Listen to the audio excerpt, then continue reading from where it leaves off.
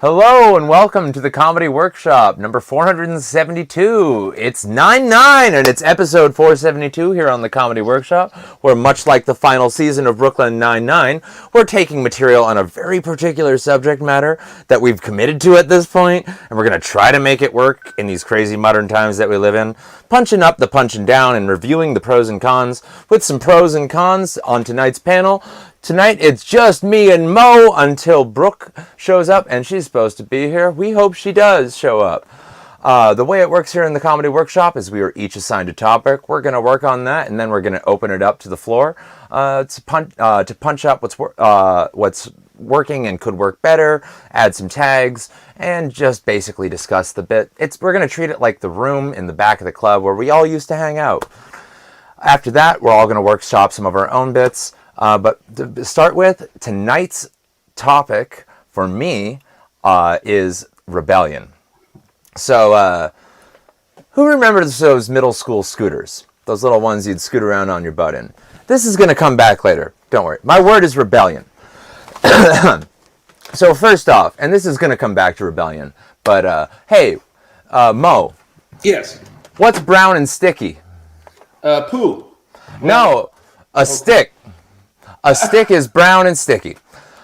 So, also, what's brown and sticky is deadly is a stick covered in said poo.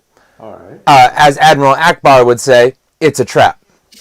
It's called a punji pit, and they were responsible for thousands of deaths during the Vietnam War and countless more deaths via their inclusion as a hazard in the park maker in Tony Hawk Skater 2. Those weren't real deaths, that was just some video game shit. But super weird that a war crime ended up in Tony Hawk 2. There are no respawns in real life. It is yo-so. It is you only spawn once. Now, I learned about the Vietnam War from a guy called Stumpy. Stumpy lived in Vietnam, and he did not have any arms or legs. He just had stumps kind of like just before the joint. Oh, remember how I mentioned the scooter thing? Yeah, that's Stumpy's jam. That's how he got around. And his throat had been eaten out by Agent Orange, and so he couldn't talk. He just made the sound effect that the demons in Doom made, that sound. There's another sound effect that they also made, the clip-clop sound effect. That's them walking. He didn't make that sound effect. Anyways, so, yeah, Stumpy may not have been able to talk, but I definitely feel like he taught me a lot about the Vietnam War. When I was in... that's... Have you heard my other Vietnam War material, Mo? Okay, then I'm going to go into it because, okay. So, here's during the Vietnam War, the Vietnamese had something that really was a game changer for them, and it has a funny name, it's called the Coochie Tunnels. Yeah. So, and it was a place where it was a whole network of tunnels that the Vietnamese went into. And so when the American GIs would say, oh my God, like they're literally coming out of anywhere, they literally were. The Coochie Tunnels were worth every last dong. The dong is the currency of Vietnam. I feel like that's also an important fun fact at this point. So as more and more dong went into the coochie, naturally, the coochie expanded. And sometimes American GIs would approach the coochie, and they would say like 10, 15, 20 kids all come out of a single coochie hole. It was a sight you would never forget. Such utter devastation. And you know what? I don't know whether I should comment or... I'm giving you my most problematic Vietnam War material. So there will be. Okay, I'm gonna throw in the shit that doesn't work too. Okay. No, I'm gonna. It's fun. It's it's my favorite shit. You're just plowing through that tunnel. The American GIs could not find the coochie. They couldn't get any coochie in Vietnam, and that was really annoying. Oh my God. Okay, hold on. Hold on. I got a couple more Vietnam jokes. This set is my Vietnam. Actually, no, I spent a lot of time in Vietnam, and whenever I have Vietnam flashbacks, it's actually really nice because I was on vacation.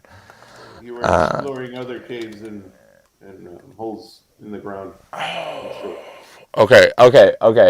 Oh, okay. No, I forgot. Oh, I forgot about this joke. So many of these jokes are raw. Okay. So, I'm gonna have to reset it. So, as more and more dong went into the coochie expanded, and we're talking about a lot of dong. So much dong went into the coochie. Now, part of the reasons we're talking such big numbers is Vietnamese dong are smaller units than we're used to in the West. I'm just talking about currency.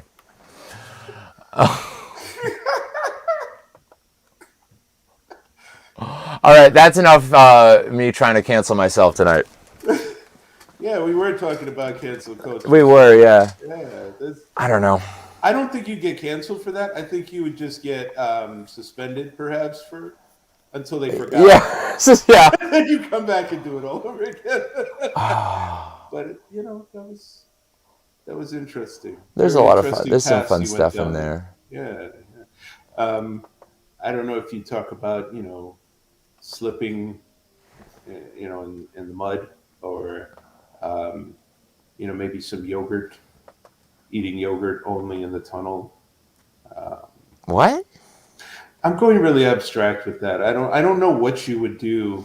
Wait, you think you got room for dairies in I the mean, tunnel well, system? the yogurt cultures, Uh, yeast, that what? it's. I get very abstract with my, Okay. Okay. because you were talking about tunnels and dongs. Oh, So I was thinking about oh, dicks and vaginas. oh, You know what I'm saying? Like, there was a oh, level. yeah. Maybe you Oh, didn't know that, dig. but that's what. Is it a yeast based culture in yogurt, or is No, it just a because culture and yeast is also a yeah, culture, yeah, and that's yeah, the yeah, yeah, tangent? yeah. Okay. Culture. I could go much deeper. I could go much deeper with the dong coochie connection. Just see how much you can penetrate that love. Oh, Yeah, just penetrating enemy yeah, lines. yeah. That's a thing. Missiles. Oh, there was one new bit in there that I wasn't. The United States dropped more total tonnage of bombs on Vietnam, Laos, Myanmar, and Thailand during the Vietnam War than the entire world dropped on the entire world during all of World War II. Yeah, And that is a really heavy fact. yeah. There were so many unexploded ordnance. A friend of mine actually made a documentary Oh man, on. sorry. I just remembered there was one other joke. I was trying to. No, man, kick it out, kick it out. Okay, it was workshop specific. It was something that I meant to do today, but it's not actually written down. So I was gonna say, much like with my Vietnam material tonight, I'm gonna do much like the Vietnamese material did, and take the leftover material from what's bombed and try to make something new out of it. Go for it, man. Just blow that shit up. Yeah. Okay, there's something there. I'll go write that down. Okay. Oh, I'm trying to get a solid 10 on Vietnam. There's a Solid Snake. Solid Snake was on Vietnam, or was it Solid Snake? Yeah. I would rent like every single like Vietnam movie, because there's so like Apocalypse Now and all of that. There's so many hidden gems in there. Like I usually sit there and watch these movies and just crack jokes and write notes during them. What was the documentary about Apocalypse Now that gets really well reviewed? I don't know. People say it's better than the actual movie, and I think that might Apocalypse later in retrospect. Apocalypse then. Apocalypse the prequel. I don't know. I try to avoid documentaries as much as possible, unless they're about the porn industry. Fair enough.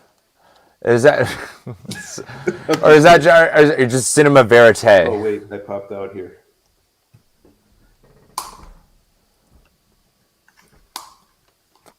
Well, you got to pop out for the money shot. There we go. Can I hear you now? Hearts of Darkness. I don't know. These headphones are kind of faulty. I'm sorry. Go ahead. I can hear you now. Hearts of Darkness was the documentary about Apocalypse Now, and how they didn't call it Apocalypse Then. I don't understand. Yeah. Like Apocalypse in retrospect. Maybe Yeah. they did. Maybe they had a character limit. That'll do it. I think, unfortunately, just because of all the crazy shit that happened when they were making the movie, I think even the documentary about the making of the movie about the serious subject is itself serious subject matter. Yeah, definitely. Speaking of serious subject matter, now we got Mo with what's your assigned topic tonight, Mo? Oh shit! It's Immaculate Conception. Fun. This is a hard. Who picks these? Like The robot. it's like I just get like a topic that is just gonna completely give me nothing to work off of because I'm not even a Catholic or a Christian. But hey, it's all in good fun. So I did a lot of research on YouTube for this one. I was catching up, and the term Immaculate Conception translates from English to other English as clean birth, right?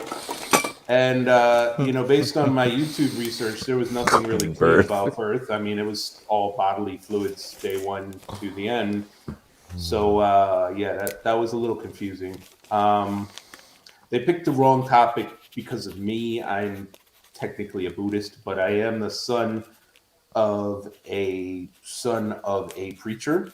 So of course, he had a lot of self-righteous teachings to me that were based upon the Bible. So I remember the topic loosely: the birth of Jesus Christ, the baby in the manger. Which the picture I saw had a cross in it, so that kind of was like historical context. Come on,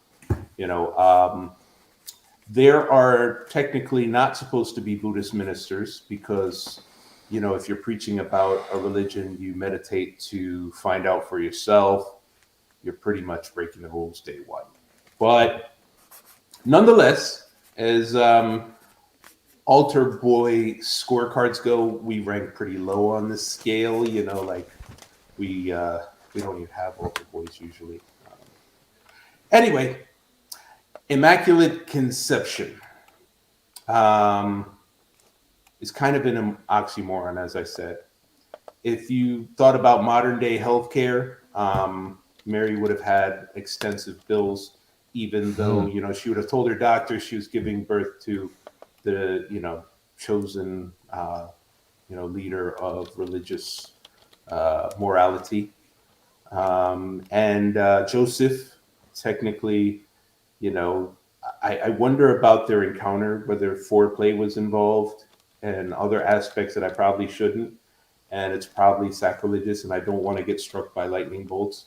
But I do respect a creator. And it's very interesting that he decided to have a lady of this earth conceive a baby. And she was reportedly supposed to be a very pure virgin, which, I mean, I don't know her age at the time or any of the significance involved, but 3 supposedly wise men did show up. And if they were really wise, they wouldn't have taken that long trek across all that land unless they felt like they had a really strong chance of being the baby daddy. And they possibly also would not have brought gifts because, from my understanding, frankincense and myrrh, not necessarily gold or silver or anything like that, but, I'm pretty sure they were hard to find. You don't just give gifts that are pretty hard to find and shit you can use in your own home to maybe make it smell better, perhaps, to somebody who, you didn't have kind of the desire to be a side dude for. But, this is me without religious context, just speculating. So like I said, I wouldn't say anything bad about Jesus or our Creator. I don't want to, piss off extremely religious people, but I did write out a list of topics just surrounding this issue, Immaculate Conception. And number one was sex out of wedlock. Like they did not technically go to a court and fill out the necessary paperwork. So, just because you say you're married, I mean, and maybe even some guy who you didn't check the paperwork on, technically that could be in the gray area for that. Then again, there was eating the apple, as a connotation of sin, which eating an apple, it's really hard for me to relate that to true sin. And then there's coming back from the dead, which happened much later, and like as far as we know, that's pretty much zombie territory. A whole different type of storyline there. And then slewing Peter, and I didn't have time to research all that shit. It just seemed relevant because this is shit I remembered from the Bible, so I just included them as bullet points. Anyway, if I'm going over, to hell for saying these types of things or for eating pork or shrimp or whatever, I can't be too serious about religion because I probably already earned my ticket in '97, with the first coochie I liked. So realistically, that's why I'm a Buddhist. Thank you very much. Hey. I'm pretty sure I offended a fair amount of people. Fair enough. That's what this is. This is the workshop. It's where we polish our turds. Basically. I mean, I've seen a little bit of Immaculate Conception material before, but let me tell you, I've seen a lot of the dirty stuff online. Yeah. Like aristocrats type shit. Oh, aristocrats. No. Gonna go in there, but I was like, no, I mean, I was making a joke that I watched a lot of porn, but you know what I kept thinking. Christianity doesn't have a monopoly on the Immaculate Conception market. In fact, they only have a marginal share because Zeus be fucking. Zeus be conceiving all over the place. He and hammer. Well, that's Thor, right? That's Thor. Yeah, I'm about as shitty on mythology as I am on. Oh God! What's the name of the dude? What's the name of the fucking demigod who hammered shit in a volcano? God damn it! That was. No. There's a Greek one as well. Odin? There's a dude. I mean, literally every pantheon has someone who hits stuff with hammers. Aquaman? It's a recurring theme. It's a recurring theme in manly stuff. It just happens a lot. Yeah. Actually, you know what? That was really I liked it a lot.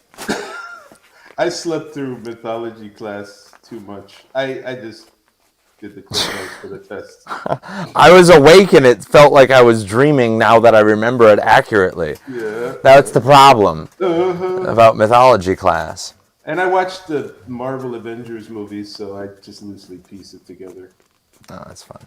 Yo, I literally, I just found on my desk, I found a scrap of paper with the very first, I literally think it's the very first piece of workshop material I did on the episode 1 of the workshop. Really? And I just found it again. How long ago was that?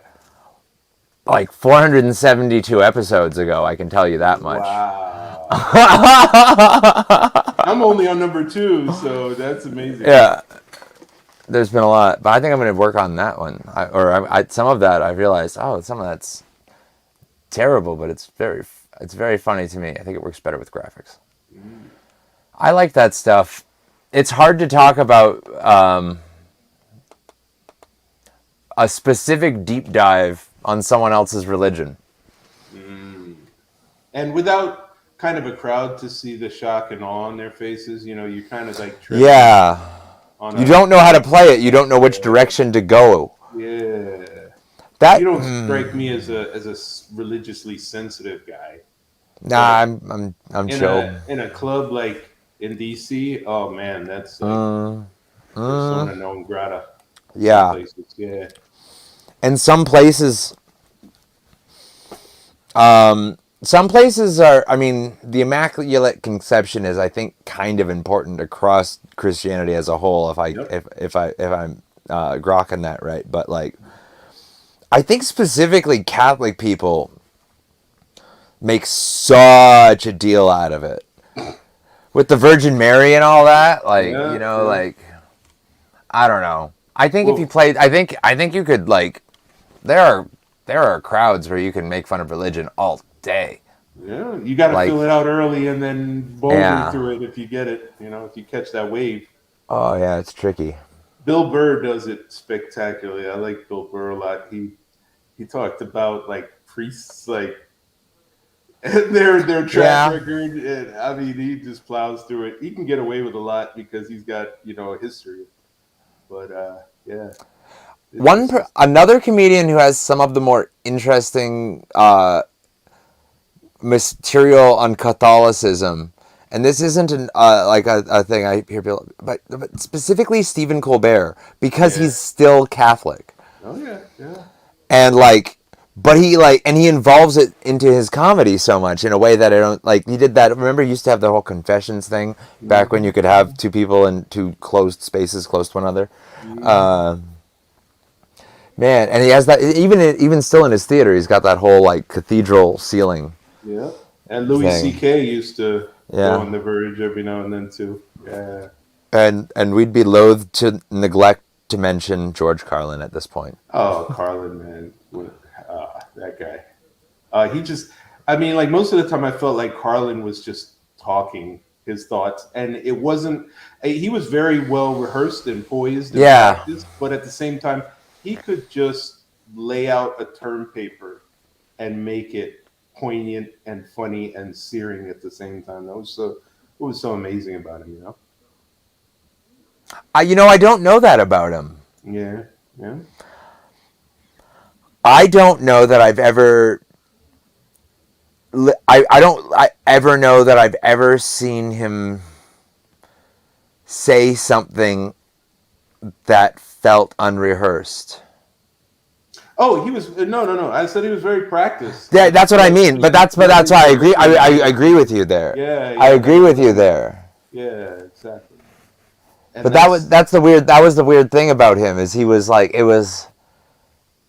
Yeah, no, I mean I love his shit. Chappelle. Did you see his latest piece of about suicide? Yeah, Little clip.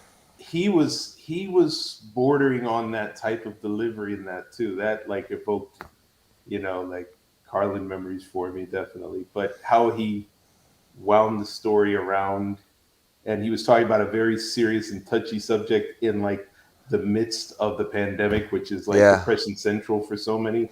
yeah. Yeah, it's a special point you get to, I guess, as a comedian that makes you almost able to talk about anything. I respect I respect well rehearsed spontaneity. Yeah, yeah. Is it my turn? I mean, you're the only other one here, so as far as I can see, probably yeah. All right. Well, I wanna rehearse one bit. Okay. Okay. So I've got a bit. It's about compound words. And compound words, what it is it's two words that are words that you combine together to make a whole new word, which has a totally new meaning. Now, that's not only moronic, it's oxymoronic. But I'm talking about things like civil war and crash landing. So now I'm frightfully pleased to be tonight's guest host, and I've assembled this very small crowd for some seriously funny content recorded live. I'm having a great time running the Switchman like a one-man band. And though we are troubled by Brooklyn's conspicuous absence, let it be said that really all that she gave us officially was a definite maybe. Now, I realize this was clearly misunderstood. Oh well. She's not the only choice. There's same difference. So let's go through a few more oxymorons with deliberate speed. Okay, I've got a few awfully good jokes. It's hard to give an exact estimate of how many. At least the larger half of these are pretty good, which doesn't sound exceptionally modest. So I'm just doing these oxymoron jokes in random order. How about that one, everybody? 2 different words. Good grief, that joke was met with deafening silence. We have come to the bitter sweet end of this stupid pun parade. Time for some unbiased opinions from myself, a devout atheist, and even though I'm pretty ugly. Is that a resident alien? Oh, hey, look, a student teacher. That's crowd work, you guys. Wait, I got one more. Jumbo shrimp. That's the whole bit. I love wordplay. I love composition of sense. I like words. That's just a stack of them. It works. Was very interesting with the hand movements and everything, that you were really adding a lot of emphasis to the words, and it was a very interesting segment, I must say. The hand movements, let me ask you, did it work? I try to take the words away from the bit and use the hand movements, so people are just kind of going this thing, and once people realize there's the this thing, they go hey, and they just enjoy those. Did that do that? Is it doing that? Each hand movement made each of the words resonantly memorable. Okay. Like when you broke the words into 2 parts, it made me focus on the words more than if you were just reading them straight without the hand movements. I liked it. I have a list of 50 of those. And I try to bend them into whatever is going on that night to make it seem a little bit more improvised. You know what? I think do I want to pile on more? Do I want to go only with what works really well? I think you want to go with what really works well, and I think you want to choose exceptionally just pick the good, well-known, just oxymorons kind of. Okay. Like the jumbo shrimp, and then maybe you could elaborate in between, and then the next one is, foot bath, and then a little elaboration, and then, and then maybe 5 in a stretch. Okay. 5 or 6, and then a little bit of elaboration between each one, so that it increases the hand movement emphasis, but yet still puts a little. So I could bring back the hand movement bit and spread it out a lot more instead of pun parading it. Yeah, because a lot of words back to back will maybe lose focus on the overall impact of the best ones. Okay. That's the way I see. But hey, who the fuck am I? I'm just a guy on video chat. Yeah. I'm not a PhD. I have this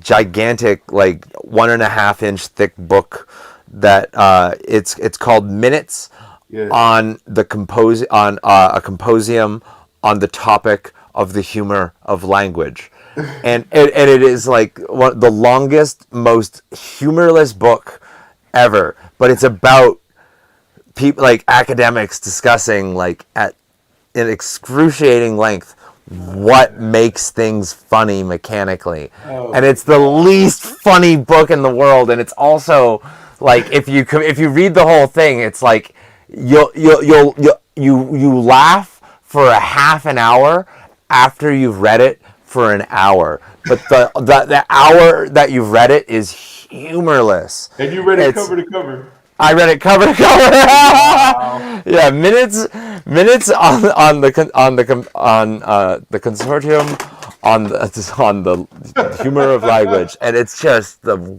worst, funniest, best bad book ever. Okay. I got it. I don't even know if it's in print anymore. It can't possibly be. It's so bad. I'm not as brave as you, but I appreciate you.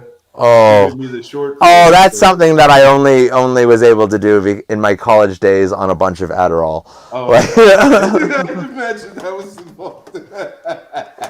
But yeah. Oh my God. I love complex words, and Yeah, they have to be pretty ugly, and like I forget some of the other ones people say, but pretty stupid. Like Yeah. just the word "pretty" in front of anything, you're pretty dumb. My favorite ones, Or my whatever. favorite ones in there are, I open with my two favorites, which are Civil War and Crash Landing, which is just like a real easy entry point. But also, I love Small Crowd.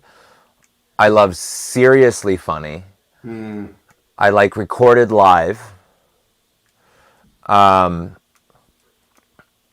like Definite Maybe because people try to give me those, like from like especially people who live in LA try to tell me that they're a definite maybe, and I'm like, you're a maybe, fuck you.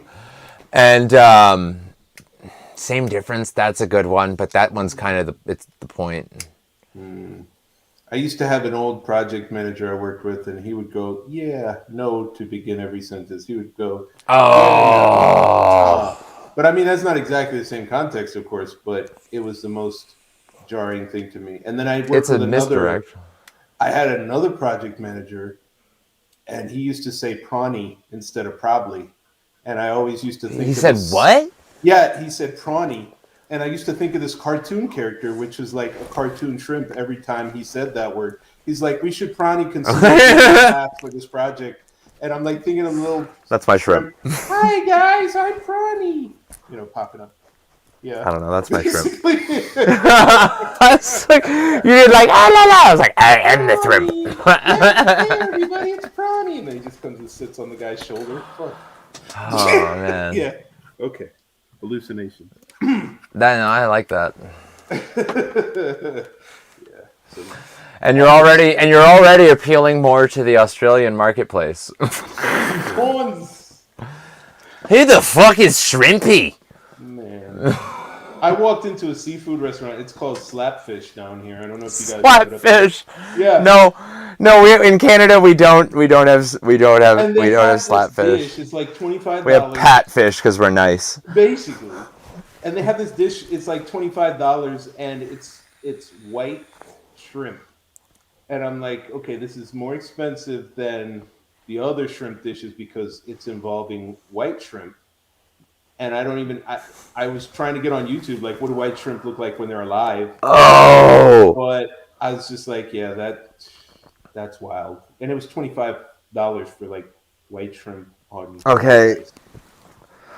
Okay, this is too hardcore, but it's also I'm gonna tell you. Okay, so this is the immediate joke that came to mind. What's white shrimp and why is it so expensive? Yeah. Because it's not caught with slave labor. Google it. I don't know. I personally Google it. Shrimp is caught with slave labor. Yeah, I think they move into the red shrimp neighborhoods and take over and raise the prices, and that's This is the second. This is the. This is the second time I'm bringing this up on the workshop, but okay. Google it with the shrimp slave labor, guys. It's brand new, and I'll work on it before I bring it up next time. No, it's not. I mean, wait, slaves on shrimping boats aren't gonna see your material, so you're not gonna offend them. I mean, but it's technically a sensitive topic. Shrimpification. Yeah, and then you're gonna get the little guy like, hey, what are you talking about, little shrimp guy? Hey. Exactly. Yeah, you're taking on the little guy when you talk about shrimp. Yeah, the thing about comedy is you have to be. It's all about punching up, and shrimp is punching down for sure. Yeah, we should probably move on. Probably move on to a different topic here. Absolutely. So, here to move on to whatever topic he chooses is Mo. Oh, it's my turn? Okay. So, yeah. Hey, how's everybody doing? Woo. All right. Shrimp. So, I learned a lot of new things during the pandemic. Instead of going to the bar, to meet women, I'm single. I go to Home Depot and IKEA lately. There are tons of gorgeous ladies walking the aisles every time I go, pretty much. And they're looking to make eye contact with a guy like me. and within minutes, I end up in their bedroom putting their cadenzas together.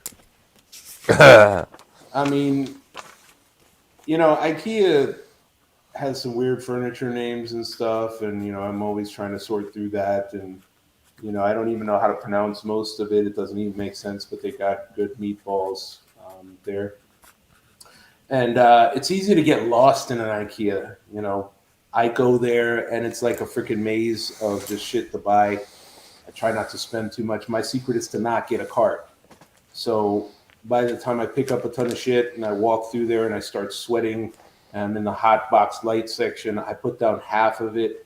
And by the end, all I have left is bed sheets and a can opener, which is really all you need in life. Maybe add toilet paper to that, otherwise the bed sheets won't last. But you know, IKEA sucks. Then there's destination weddings. A friend of mine brought that up last week. A lot of my friends like to throw these weddings, so that's why I usually end up at IKEA buying shit. And I have no clue of what to buy friends. But then they have these expensive ass destination weddings like in Saskatchewan and the Maldives and shit, and I'm like, why am I spending $4,000 to wish you well, and then buying you a honeymoon after we met in the Maldives to watch your wedding? Then they have you stay in some 2-star hotel. You're getting bitten up by mosquitoes and, tipping people in American dollars in some weird exchange rate scenario that always screws you over. You know, and then you wake up the next morning and you're in bed and it's in some farmer's backyard and you got a goat licking your face, or your asshole if it's worse. You're hooking up with the bridesmaid. She's got some are teeth, and some are not. You know, it's a rough world. Even Jeopardy is having problems. The whole show, one could say is in peril. Maybe they should rename it to "Everything's Going to Work Out Just Fine," and then they'll find a host. Perhaps. Then there's terrible service at the drive-thrus. Like the other day I went to Wendy's and the attendant was really rude. He was over talking me. I pull up immediately. He's like, "Yeah, you want the biggie and the fries and the large? You want iced tea with sugar in it?" And I'm like, "Look, I didn't even make my order." He started arguing with me, and I'm like, "Yo, like people are stressed. I understand. I'm not trying to give you a hard time." But the drive-through is all we got during the pandemic, without being able to go inside and, mix and mingle with people. So the next thing is once you pull up to the window, they want to shove every fucking thing in your hand, including your card. You drop your card out of the door, you're in some serious trouble, because then how are you going to open the door? You got like a 2-inch gap between you. And they always get my order wrong every time I go somewhere. Like, Dunkin' Donuts alone this morning, I had to repeat my order like 5 times, and I'm like, I asked the guy where to buy good weed, and he told me. But anyway, there's benefits to wearing a mask. You don't have to have people see you when you're gritting your teeth, and you don't have to see them, sticking out their tongue at you. And you can make funny faces. People don't see you smirk right away. So I am in support of masks. And actually, I'm not a big fan of facial recognition. I actually like wearing my mask most places because I feel like I'm less likely to get spotted and recorded when I trip down steps and, when I, am staring at women in yoga pants. So it's all good, I think these days, too many people are identifiable easily. Actually, people are going on TikTok, like the insurrectionists, for example, and Twitter, posting criminal evidence of them doing things. But now with masks on, it's a much different era. You can get away with a lot. Like muggings. People are wearing ski masks, and everybody's like, "Oh, okay, he's a normal dude. He's not going to do anything." So there's a lot to riff on in that. But anyway, McDonald's is looking for teenagers now. They've lowered the hiring rate. They're actually trying to scrape for 16-year-olds now. And it's getting tight. Maybe by 2040, you'll be taking your burger order from a fetus, linked to AI unit or something. I know at CVS, when you go to check out, you got the robot checkout, and 95% of the time it doesn't work. It's just like the old days, except for there was a cashier who didn't want to work. So, I think life is getting really great worldwide, and the pandemic is teaching us a lot of lessons that we can carry into the future, like Texas allowing guns everywhere without any proof or any clearance to carry a gun or any training. And I think it's very essential because, nothing makes me feel safer when I'm getting a latte at Starbucks and, I've got a bunch of googly eyed, trigger finger happy motherfuckers staring each other down. And I was really just there to use the bathroom. But, suddenly I'm in a gunfight that I can post on my TikTok. Thank you very much. That was a long. I had a lot more. I had a whole other page, but I won't. No one wants to be fucking with like an angry redneck who hasn't had their coffee yet. Shit, dude. Like literally, I went down to Virginia, and there was a guy who I was like, "That motherfucker should not have a gun strapped to his waist. Something's going down."